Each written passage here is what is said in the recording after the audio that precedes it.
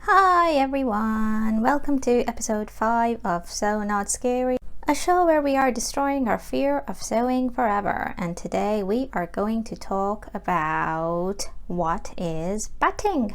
By the end of this video, you will have a clear idea about what is batting, what different kinds of battings or waddings there are out there, and how to use them and potentially what you can create with them. So let's get into it. Right, so in front of you, you see this cute little fuzzy bundle that I'm holding in my hand, and this is called batting. It's also called wadding or filling. It's called polyester filling sometimes when it's made of polyester, or it's also called cotton filling when it's pure cotton. In my hand right now, I've got a roll of polyester batting or polyester wadding, okay? Here's another roll of the same batting, okay? Can you see? It's all soft and fuzzy. You can just see how soft it is, okay? And when you buy it from the shops or online, it actually comes to you rolled up into this soft fuzzy bundle, okay? Now I'm just gonna unroll it for you so you can see what it looks like. Here we go, unrolling it, and it's just this soft fuzzy sheet of loosely compressed fibers. This is polyester batting because it's made entirely out of man-made fibers or plastic fibers, okay? This one is not particularly heavy, so you can actually kind of see through it very easily. But actually batting comes in all different kinds of thicknesses, from the very thin ones, there are some which are even thinner than these, all the way up to really thick ones, okay? But today we're just gonna work with this because that's all I've got. So when you buy your batting first, you will usually find it by the yard or by the meter in any craft shop or sewing shop or haberdashery shop, okay? When you walk into the shop, they will have these huge rolls or bundles of this batting, and you can choose whether you want cotton or polyester, and then you have to decide how thick you want it, okay? So depending upon your needs, what you want to make out of it, you can choose what kind of thickness you want, okay? So this batting that I have, it also came by the yard in a big soft fuzzy bundle that I eventually cut up and used for different projects. So here what I'm showing you is actually part of a larger roll or a larger bundle, okay? So this one's quite thin now because I've used up so much of it. Okay, so here I have a sample piece of the batting that I'd cut first, okay? And I'm just going to show you how easy it is to actually cut it. So I'll just take a pair of scissors, and these are just ordinary student scissors by Fiskars, and I just bought these off of Amazon. They've lasted me a long while. I think round about now, after using them for over 5 years, they're getting kind of a little blunt, but they're still working fine. So let's try cutting this batting. So I'm just literally gonna hold it up and cut a piece, and can you see how easy it is to cut? Boom, it's done. Look, do you see it? Okay, that's how easy it is to cut batting, and that's what it looks like. Another way in which you can cut batting or wadding is by using a rotary cutter. Now, I will be doing a separate detailed vlog about what rotary cutters are, but for now, just know that they're kind of like fancy pizza cutters. So there's a round blade, just like a pizza cutter, and you can press this handle to get the blade out, okay?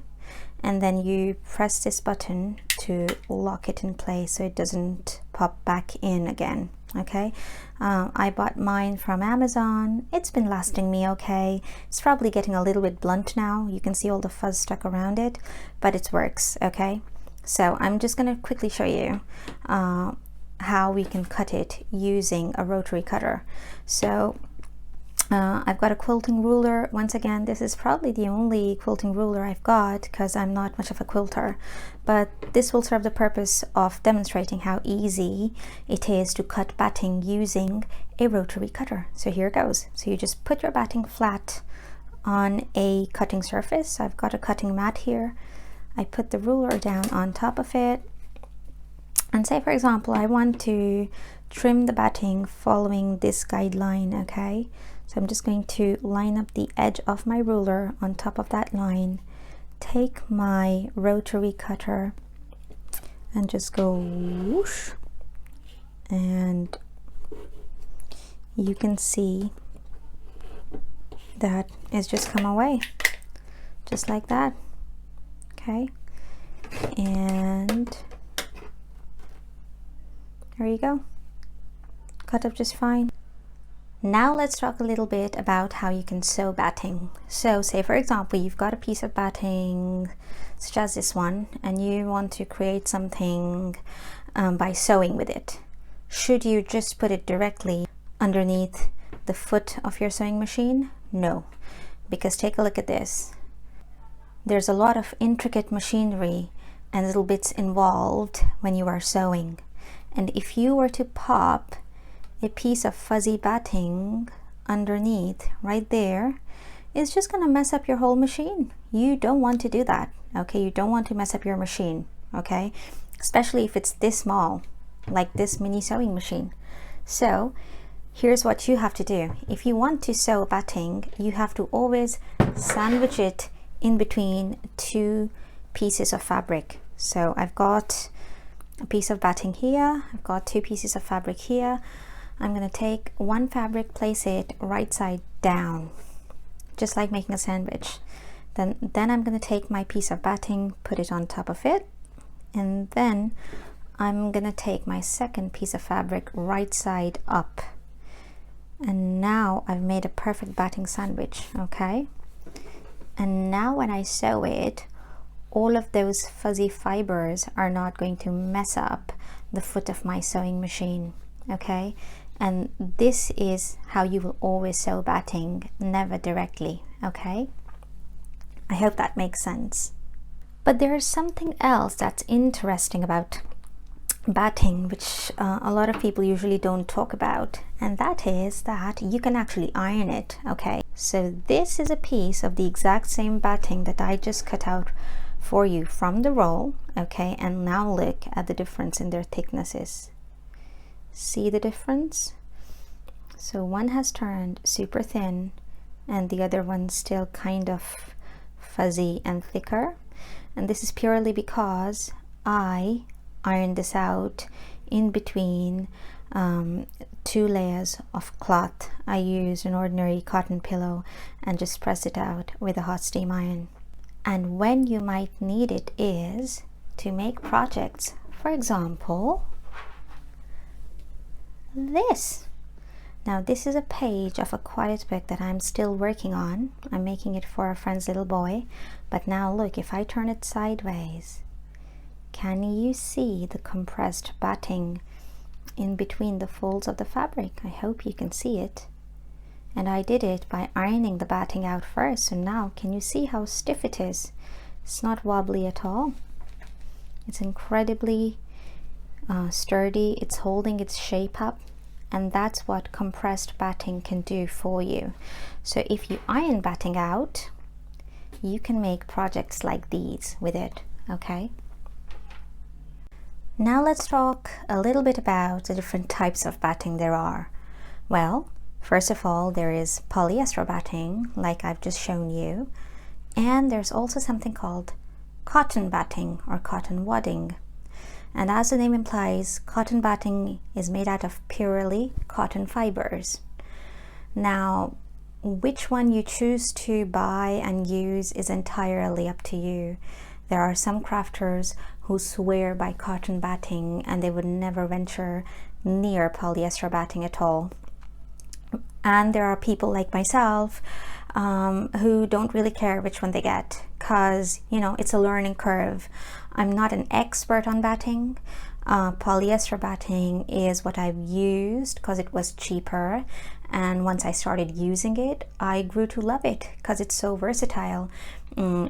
It behaves differently when you iron it, and yet it's incredibly sturdy as well. So you can make really hard-wearing things using polyester batting, for example, face washing pads. Okay, so whichever option you choose to go for, it's always a good idea to try both out, okay, and then decide which one you like best.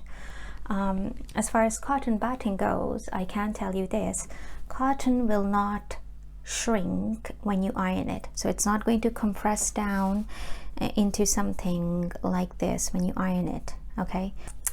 One thing I will mention here though is that probably cotton batting is better for the environment because it's made entirely of cotton fibers, which is a natural fiber, whereas polyester batting, which I've shown you here, is made entirely out of man-made fibers. Great, so now that you know what batting is, in the next video I'm going to show you how to use batting with your wee little mini sewing machine to make some amazing reusable makeup remover pads, okay. It's something, it's a personal project that's very close to my heart. I've made them for my daughters and they've lasted me well over 3 years now, so it's something that I really believe in. So yeah, give this video a thumbs up if this was helpful, and also hit subscribe and the bell icon. If you're looking for more craft inspiration, I blog regularly. My blog is called ooniCrafts.com, so do go and check it out, and I'll see you in the next video. Bye.